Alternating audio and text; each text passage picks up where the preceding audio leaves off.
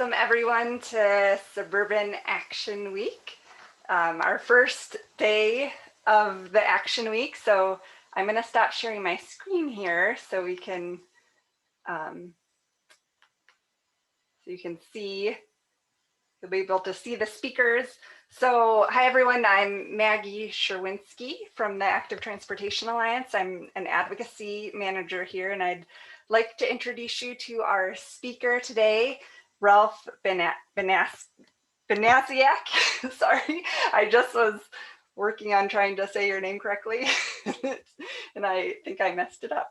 But I wanted to introduce you to Ralph. He's an active bicycle advocate from Palatine, who is now a columnist for the Daily Herald. His column is Along for the Ride. And helping today, we have Brian Larson. He's a former intern at Active Trans. He's a lawyer, and he's actually a student at UIC studying planning. So he'll be helping with Q&A. So if anyone does have questions for Ralph during this session while he's speaking, feel free to add it to the chat, and Brian and I will read off those questions. And be sure to keep yourself muted. And of course, if you have questions for Ralph at the end, you can unmute yourself if you want. But Ralph, we'll go ahead and get started. So thank you for being here today. And sure. It's nice to see that not all that the people that are on the call aren't all my relatives. So I appreciate seeing some new faces. Maybe some readers out there. Yeah. No.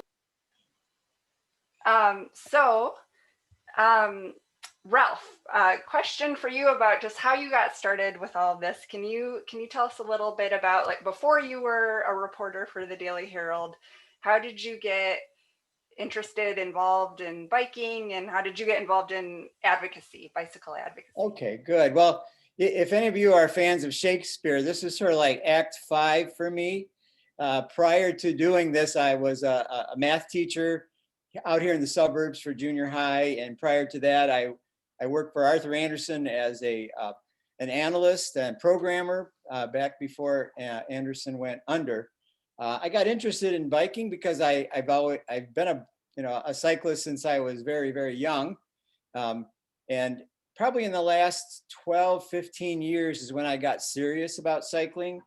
In January of '09, our village invited a group of cyclists in the village to form a task force. The mayor at the time was looking to make some improvements and to revise the bike plan. And so I got invited to be on the task force because I was a customer of the only bike shop in town. So apparently, if I guess you could say I paid my way onto this task force, but the Greater Palatine Bicycle Task Force is still an organization that the village relies on.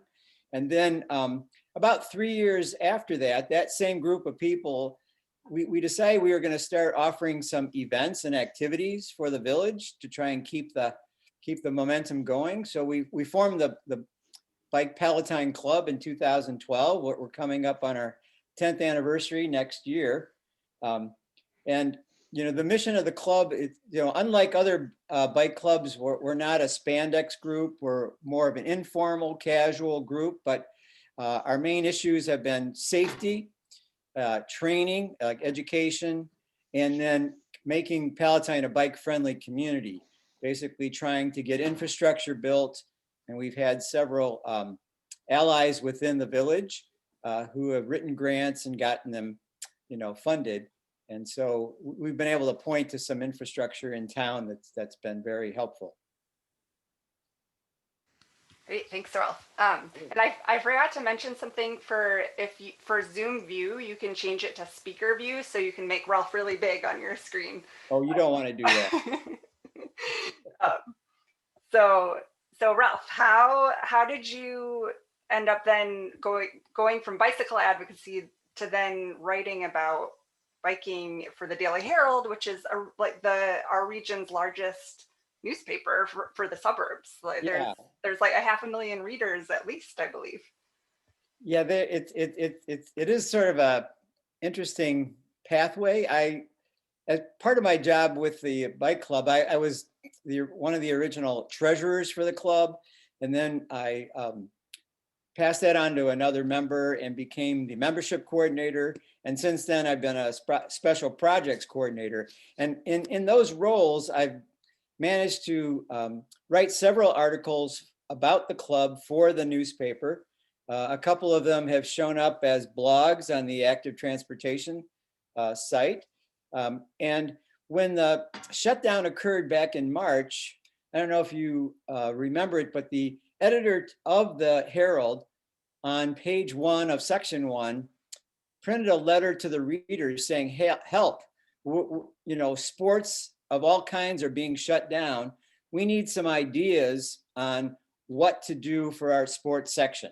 So I had a couple ideas. One was have the sports reporters do book reviews of athletes or sports or things that might be interesting to the people. And the second idea was to do a regular column on biking, whether it's biking in the suburbs or just plain old biking. Well, the editor took the first idea, book reviews, and they actually used that on the back page of the first section. So not just relegated to the sports people, and then ignored the second idea. So last spring, I happened to write a couple other columns or articles about our club, and I had a different contact with the newspaper at the time. Those articles showed up in the neighbor section. And I said, I ran this idea past John and it never went anywhere. Do you think it still has any legs? And she said, well, let me see. And this was back in June and July. And she came back and she said, well, our funding is really low because we don't have a lot of advertisers during the shutdown. But if you're willing to just write for the paper, we'd love to have you. And I said, well, compensation was not driving me.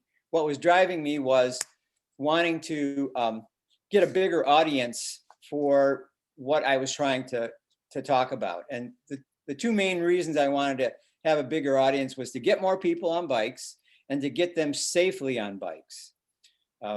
What I'd seen last spring, like everybody's seen, was just a huge surge of people on bikes, and especially what I called rookie riders. People who hadn't, adults who hadn't been on bikes in a long time, didn't know what side of the road, for example, to ride on. And they were leading their kids around the neighborhood. I'm like, oh my goodness, look, what could possibly happen, as these kids get older and they don't have any good idea of safety or etiquette or, on the trails as well. So, when they bid on the idea, what came back was, we can't pay you, but we'll consider you a stringer, and then gave me carte blanche. They said, we're a suburban paper. We got 5 counties that we cover. So you'd have to, pull yourself just out of Palatine and talk about other villages and towns and even counties. And then write as frequently or as less frequently as you'd like. So I was like thinking, wow, this is really pretty good, even though I'm not getting paid for it. But, so I said, well, I can do it every 2 weeks during the biking season. And in the winter, I'm going to go to 3-week schedule. And they said that was fine. And there's, as long as I kept my topics to suburban biking, I could write about whatever, I thought was interesting. So long story short, it's been since August. I think I just submitted my 13th column. That just went in, and I don't know when it's going to print. That's probably the mystery every time I put something in. Yeah, well, I'm glad you were persistent and you didn't give up. Like you were interested in doing this, and it happened. Yeah, and what was funny is I was telling people, I've made these suggestions, and who knows what's going to come of it. And then when I got the email saying, "Okay, you're on," then I just sort of like froze. I'm like, oh my God, now I've got to do this, right? So I remember you reaching out when you first got started and you got a column and you're like, oh my gosh, I have to think of a name for a column. I didn't even think about that. Right. Yeah.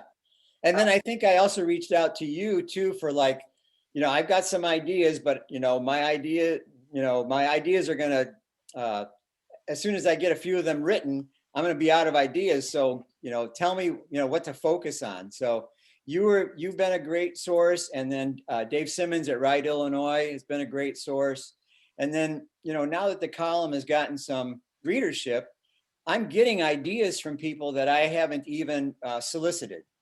And some of those turn out to be some of my better topics. Okay, So, interesting. Yeah, and if anyone listening has any ideas for Ralph, feel free to suggest anything that comes to mind. Yeah, I like to say, keep your ideas rolling. Yeah. The whole idea of biking and, and I don't know about you, but when I'm on my bike, that's when I get some of my best ideas. They don't always make good sense. But I will write them down. And I haven't turned down anybody's ideas. I keep a spreadsheet of topics, I call them. And I used to call it my idea bank. But over the last 6 months, I realized it's not a bank where they just sit there. It's more of an idea garden. And so the ideas sort of develop on their own when I'm not even looking at them. And someone will come to me and say, hey, can you talk about this? And I'll go and look at my list. And I'm like, whoa, I thought about that a while back, but never the way this reader had identified it. So, yeah. And so, when I did that column on you, Maggie, a couple of weeks ago, I had that idea back in September when you got the Ride, Illinois honors. And I was thinking, I could always go to that, at any point, because it's not specific to a date. But then there were several other things that came in front. And I'm like, well, I'll just hold that off until winter when, I'm looking for ideas. And it sort of worked out. Yeah, it was perfect timing because then you helped promote this event, the Suburban Action Week. So yeah, like the Rite of Silence, that's coming up in May. That's on my list, right? And it'll be interesting to see what different clubs do. So I'll probably be contacting people about, what does their club do anything? Do they know about it? And here's some of the history behind it and things like that. Arlington Heights, Brian, I don't know if you're familiar with their club, but this is their 50th anniversary as a club. And I found out that probably in the fall. I put that in the idea garden, and I've got the name of a contact person at Arlington Heights Bike Club that is in charge of the planning for whatever celebration they're going to do. So things like that, just they don't get wasted. Let's put it that way. So no idea. There's no such thing as a bad idea. What about, so have you heard directly from people who are reading your article? Yeah, when I did the first one I did in 21 was on goals or resolutions. And even as I was drafting that, a guy from Elgin said, I've got this buddy who just did 8,000 miles and he just finished it on December 30th.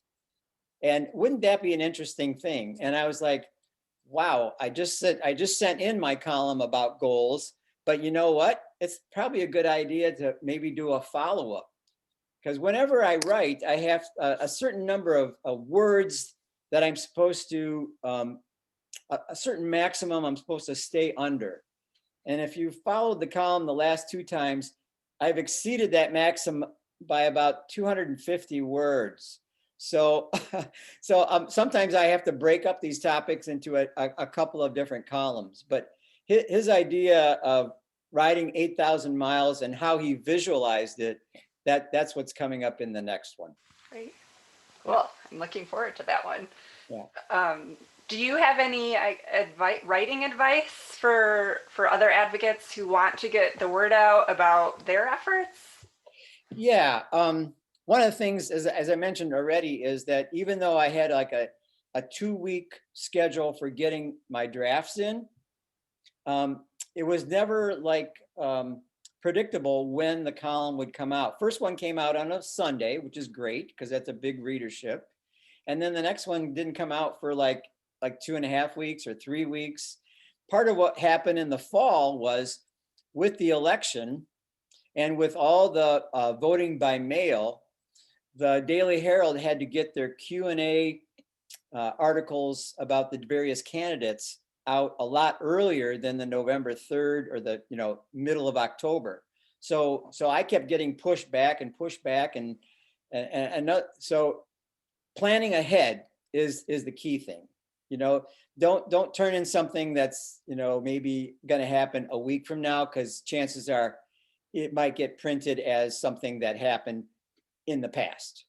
So that would be one thing. The other thing, and I got this advice from Ted Valaire at Active Trans when we were doing our blog for the bike club, and that is get some really visually interesting photos, right? And with the column in the Herald, I also want to make sure I've got photos from various parts of their subscription area.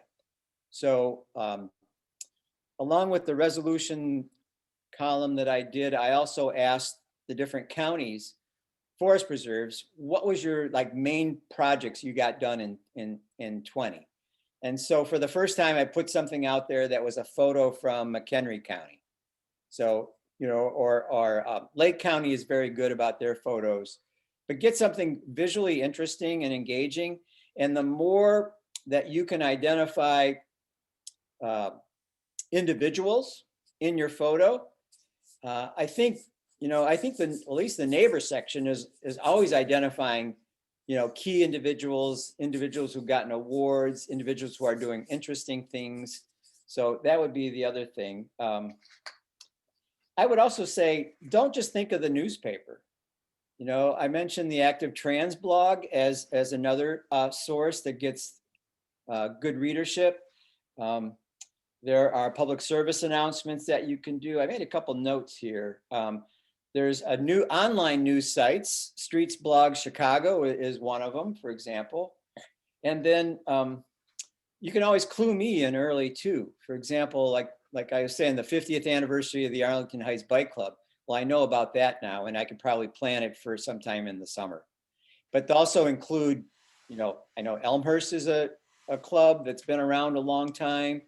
I think Evanston's been around a long time. There's probably, Bill, I see you there from Downers Grove. I don't know if Downers Grove has been past 10 years or 20 years, but I'll be reaching out. So various ways you can do it.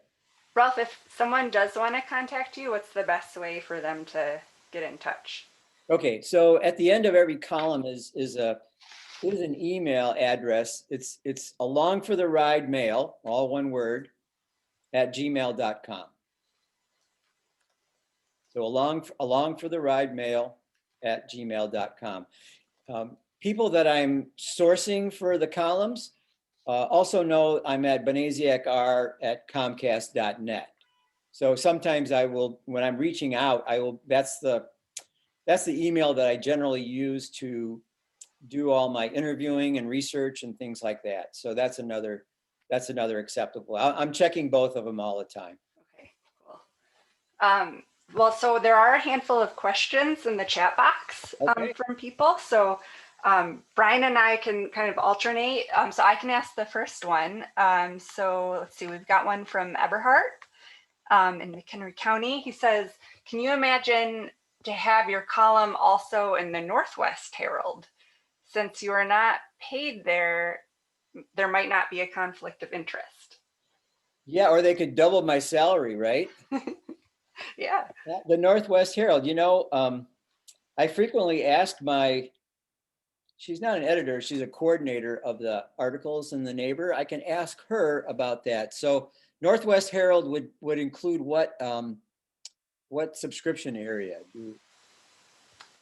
Eberhard, do you have any details? I'm guessing McHenry County, more of so the Daily Herald does cover some of McHenry County. Is that right? Well, yeah, the Daily Herald is also everywhere, and I don't know exactly what the subscription area is for the Northwest Herald. It's bigger than McHenry County, but I think it's more prevalent in McHenry County than the Daily Herald. Okay. Can you put the email that you just said? Can that be put in the chat? Sure. Yeah, it should be there. I think Brian posted one of your, well, yeah. So your Comcast email is there, and then your Gmail email is in the chat. Yeah. But we can send it out to everyone too, so you also have it. through email. And I will follow up with my contact at the Herald to find out, because I just assumed that if I was writing for the Herald, then it would be in all 5 county versions. And since I don't get the Northwest Herald, I just assumed. So good question. I'll ask. All right, the next question comes from L. Riley, and they are wondering if, Ralph, you could share some of your ideas for encouraging people to ride more.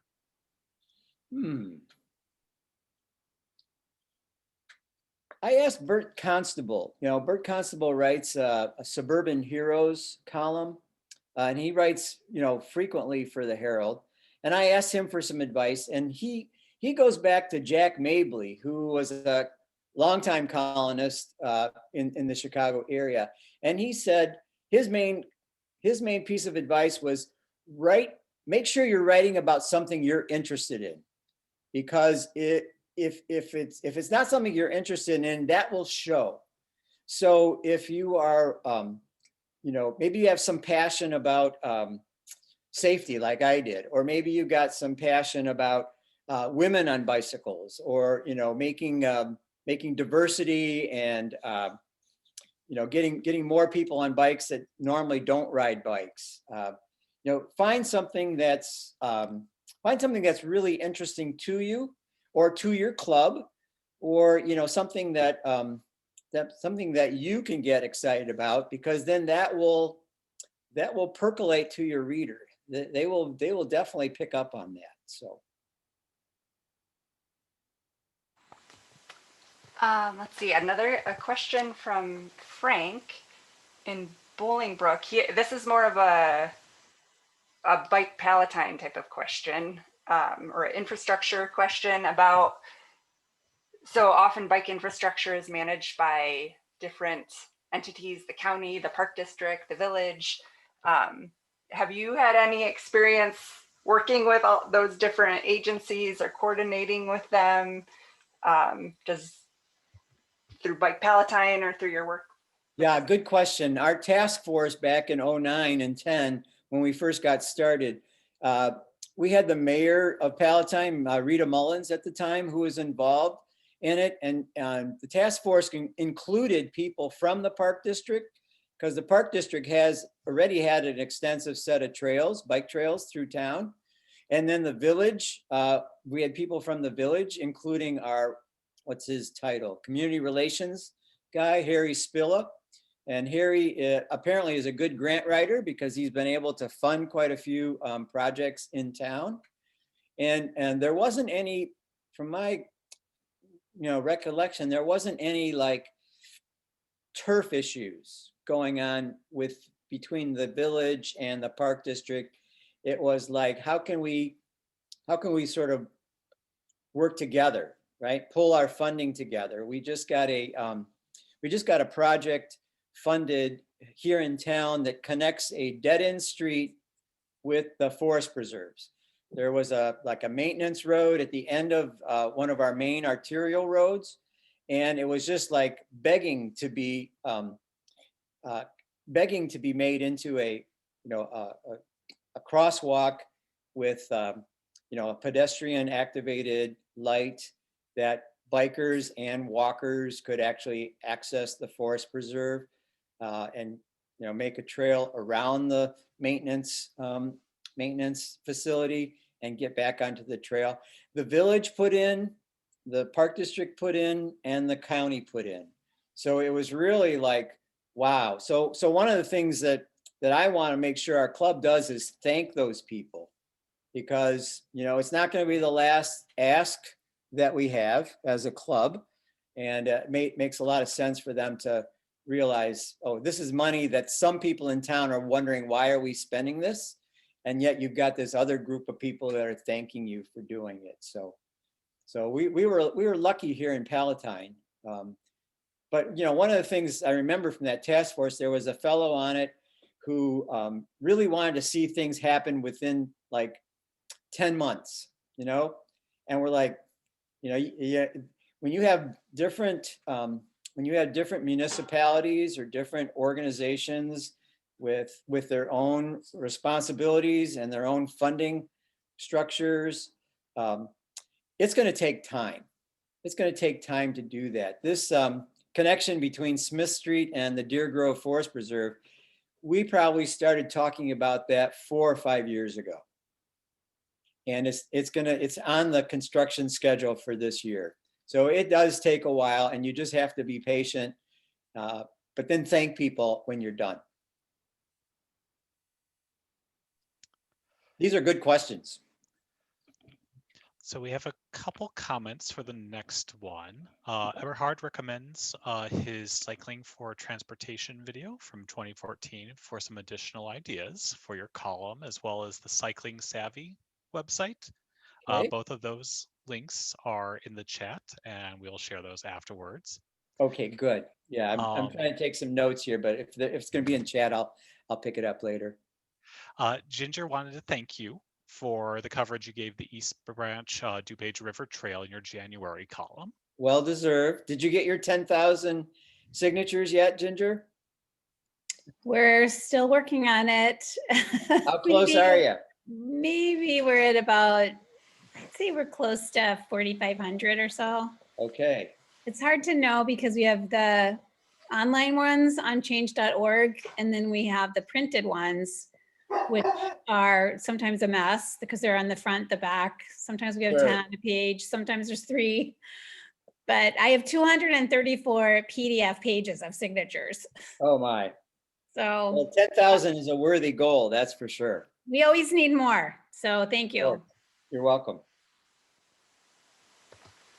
And then we have a question from Eberhard about the availability of your columns, whether they're online through another resource besides the Daily Herald.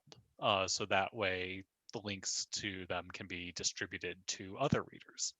Yeah, what I usually do when I finally get a print date, and then I'm starting to I'm watching the online version of the Herald, because sometimes it'll be in there the night before the actual print date. I will post it on my Facebook page, my own personal Facebook page.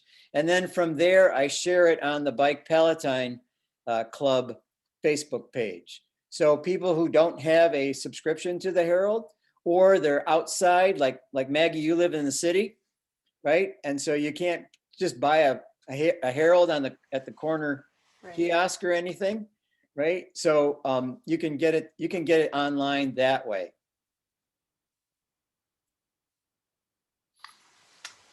Let's see, we have another comment from Dave Simmons. He said the League of American Bicyclists have a wealth of smart cycling resources on their website. And then Eberhard says, what about people who don't use Facebook? How about Dropbox or Google Drive? All good ideas. Yeah. Writing it down. Let's see. Did we miss any questions?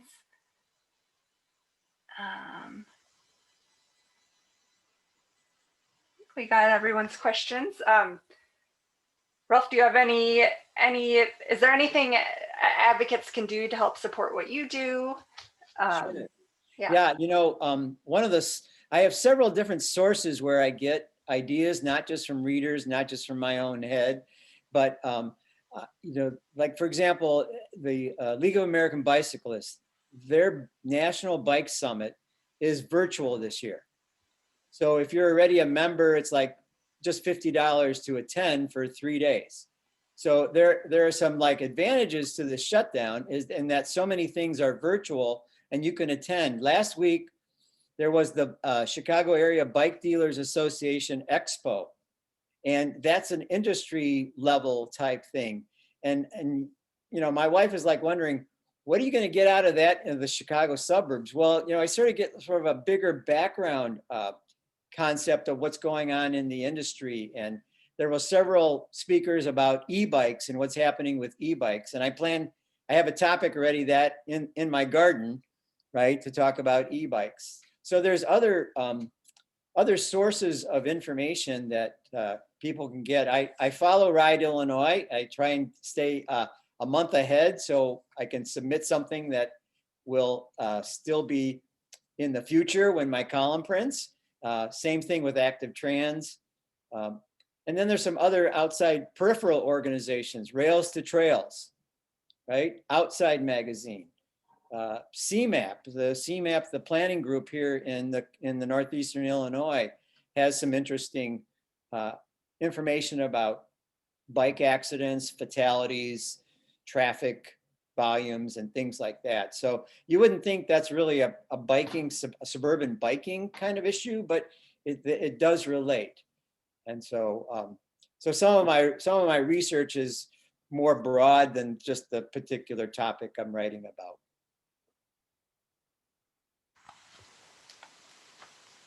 I think we have another question that came in. What was your favorite column so far? Whoa, the hardest one was the first one. The hardest one was the first one, and yet I think I enjoyed that the most because I laid out in that first column what I was going to talk about and what I was not going to talk about.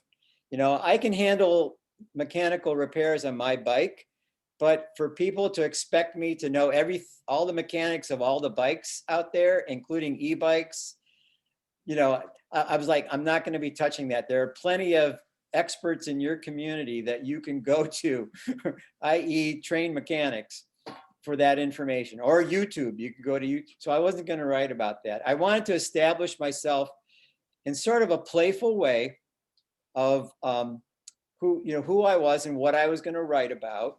And in fact, my best man from my wedding, I've known Bob now for 57 or 58 years. We went to grade school together.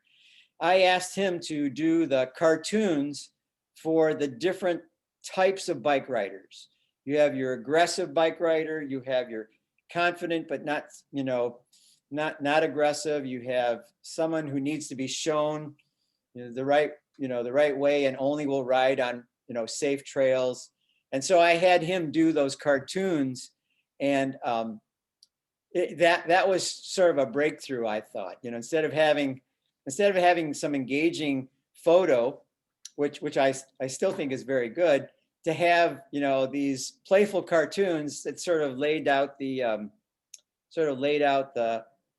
what do I want to say, the personality of the column. Yeah. And I think your column does have a really great personality. It's like it is playful and it's personable, and it's a fun read. So if any of you listening have not checked out Ralph's column yet, it's highly recommended reading. I love reading it when it does come out. I do send a link to my sons. They live out west in Colorado and Texas, and I say, can you figure out which phrase in here I thought was the gem of the whole column? And some columns don't have any gems, but there are a few where I'm like really proud of that sentence. So it's sort of fun to write too. Yeah. No. And I guess one other thing I would say about it is, like I've been writing out we've been living in Palatine for close to 30 years. And I've probably been writing, 20 of those 30 years out here after the kids got older and grew up. And I thought I knew stuff about suburban biking. But what I'm really amazed at is all the other aspects of biking in the suburbs that I didn't know about. Bill Chalberg there, Downers Grove, he got me turned on to the idea of bike clubs doing collections of used bikes and taking them into the city. I'm like, I never knew that, and there were like hundreds of bikes that were collected just in the month of, was it October, I think, when Working Bikes and Westtown Bikes, they both got collections of bikes from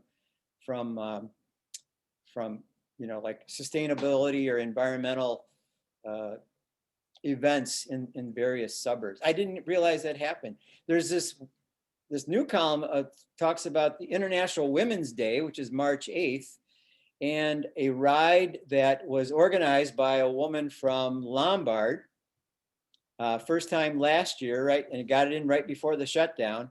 And this year, they're planning something even bigger and expecting, a lot more groups to join in. Last year they had 4 countries, 18 states, and District of Columbia involved in this first year of its ride. So I'd never heard of it. It's just things like that they humble me. Let's put it that way. Yeah, and I think, I don't know, your column also, like you're lifting up all of these efforts and activities and people around the region doing all of these things, and I think it's a great way to bring attention to lots of things going on, because there's a lot of great things going on in our region. Like, for example, Ginger's petition for the East Branch DuPage River Trail, and it's great to see advocates just supporting each other and helping each other get the word to out. get clubs like realizing, oh, I could be doing this. Yeah. Look at this club has been doing this for 10 years. Why don't we try that Right. here? Yeah. That kind of thing. Yeah, sometimes it's all about, you just need that idea, and your garden has many ideas. Right. For sharing. So, all right. Well, I think that is it. Oh wait, no, sorry, one more. Eberhard has something, collecting bikes. We do that in McHenry County and give them away locally as much as possible. The rest goes to Working Bikes in Chicago. If you have a bike to donate in McHenry County, you can call Eberhard. So yes, if anyone has bikes to give away. Yeah. There's. And I'm going to use the rest of this Suburban Action Week now that my presentation is concluding, to get a whole bunch of other ideas. There's something on the Will County update tomorrow. There's something on Cycle Brookfield, Elgin Community. I'm like, I might as well get my spreadsheet out and just start, filling out topics for, I'll have 2 years worth by the time the week is over. Yeah, I hope so. Yeah. So thank you all for joining. Thank you, Ralph, for Sure. taking the time to share. It's very interesting to just hear how you got started in this, and all the work you've done throughout the years too, for Palatine and now regionally. Yeah, thanks. Yeah, so we'll be sharing this recording with everyone next week, and a lot of the links that are in the chat and things that Ralph has mentioned. So and we'll make sure you have Ralph's contacts, so you can feel free to share ideas with Ralph or get in touch with him. Yeah. Remember, no idea is a bad one. Right. They're all good ideas. Great. Well, thank you so much. And next up we have a 3 o'clock with some community leaders, with the mayor of Summit, the village of Summit, and an alderwoman, Abby from Batavia. So hope you can all join us. So Thank you again, Ralph. Okay. All right. Bye. Bye-bye.